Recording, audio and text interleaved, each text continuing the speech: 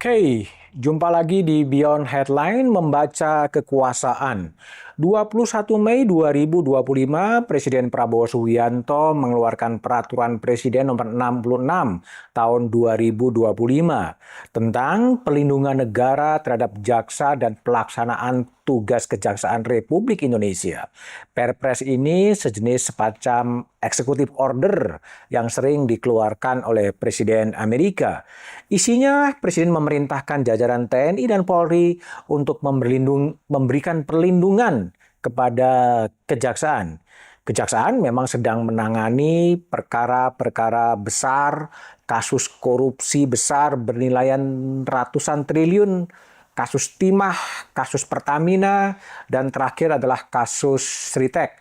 Selain menangani kasus korupsi besar, kejaksaan juga dilibatkan dalam Satgas Penertiban Kawasan Hutan. Satgas ini diketuai di Dewan Pengarah oleh Menteri Pertahanan Syafri Samsudin dan di Dewan Pelaksana, di Ketua Pelaksana ada Jaksa Agung Muda Pidana Khusus Febri. Itulah yang kemudian menjadi sangat menarik. Dalam konteks itulah kemudian Presiden mengeluarkan Perpres yang meminta kepada TNI dan Polri untuk melindungi kejaksaan termasuk keluarganya. Dan itu adalah tanggung jawab dari negara. Perpres ini tentunya mengundang kritik, salah satunya dari Ketua Dewan Nasional Setara Institut Hendardi yang mengatakan bahwa Perpres ini salah dan bermasalah. Perpres ini sebetulnya bisa menengahi polemik yang terjadi ketika ada telegram yang bocor di mana TNI diminta untuk menjaga kejaksaan. Sempat muncul bahwa TNI lah yang dilibatkan untuk menjaga kejaksaan. Tapi kemudian melalui Perpres ini bukan hanya TNI yang dilibatkan, tetapi juga kemudian polisi yang kemudian dilibatkan. Seharusnya Perpres ini bisa mengatasi polemik yang terjadi karena baik Polri dan TNI kemudian sama-sama terlibat. Hanya memang sebaiknya keterlibatan TNI ini tidaklah terus-menerus, tidaklah permanen, tetapi temporer. Polri bertugas melindungi jaksa, keluarga, tempat tinggal, bahkan juga identitas dari para pelaku. TNI bertugas menjaga institusi, membantu pengawalan dan tindakan-tindakan strategis lain. Tapi sebetulnya ini juga bukan hanya soal format teknis semata, tapi ada sebuah makna politik kekuasaan. Ketika penegak hukum perlu dijaga dengan pasukan, publik bisa bertanya, apa sebetulnya sedang diperkarakan, seberapa besar ancamannya, dan tentunya butuh dari penjelasan termasuk Komisi DPR, Komisi 1 dan Komisi 3 perlu juga menjelaskan apa sebetulnya yang menjadi target dan ancaman yang sedang dihadapi oleh kejaksaan. Apakah Perpres ini hanya menjawab bahwa kejaksaan yang sedang menjalani perang besar terhadap koruptor? Satgas Penertiban Kawasan Hutan ini juga menyasar sektor besar seperti perkebunan sawit. Di beberapa daerah, penyegelan terhadap perkebunan sawit yang melanggar sudah dilakukan.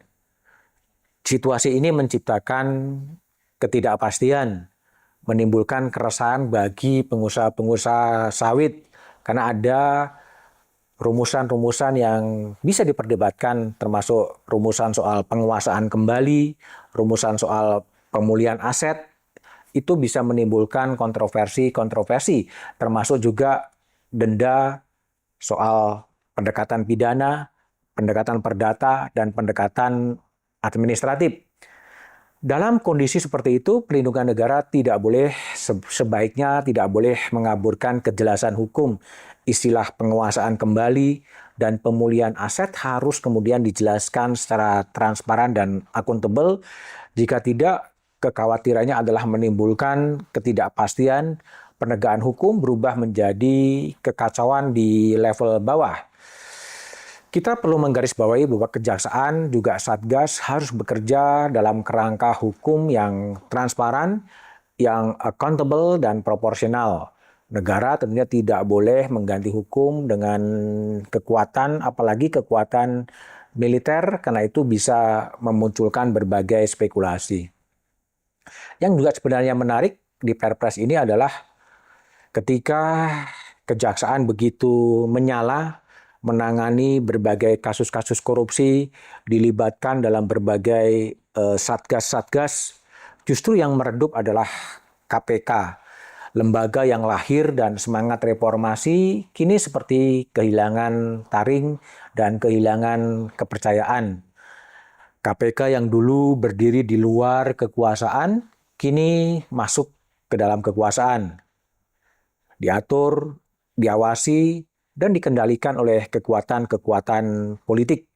Sementara magnet sekarang berada di kejaksaan, pusat penindakan berada di kejaksaan, penangkapan, penyitaan, konferensi pers besar-besaran dipusatkan di gedung kejaksaan. Pertanyaannya ketika satu lembaga menyala, yang lain justru meredup. Kita tidak boleh hanya tepuk tangan, tapi kita perlu bertanya, apakah ini kebangkitan institusi atau hanya perubahan dari alat kekuasaan? Karena penegakan hukum tidak boleh tergantung pada siapa yang berkuasa, ia harus berdiri tegak melampaui kepentingan-kepentingan rezim, tetapi juga harus tetap mengedepankan kepada hukum.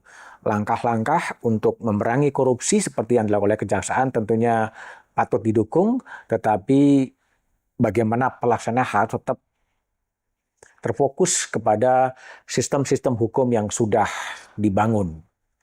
Saya Budiman Tandurjo, inilah Membaca Kekuasaan.